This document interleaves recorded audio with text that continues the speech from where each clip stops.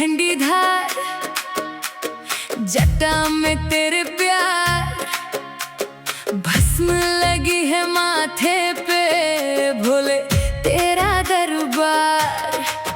नीलकंठ मेरे नाथ, दुखिया के तू साथ, एक नजर जो डाल दे खुल जाए हर बात।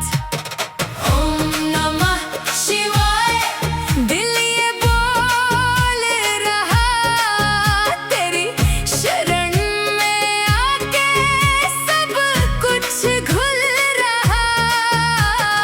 ओम नमः शिवाय सांसें थम सी जाए, तेरे नाम की धुन में मन भी झूम जाए।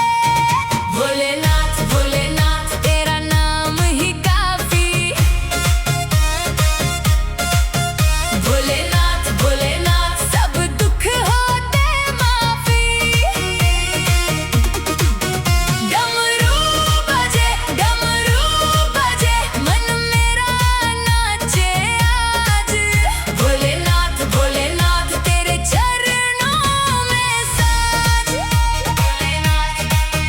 भोलेनाथ भोलेनाथ भोलेनाथ सर्पों की ये माला, जैसे तेरा नूर, राख में भी तू दिखता सबसे अलग मशहूर।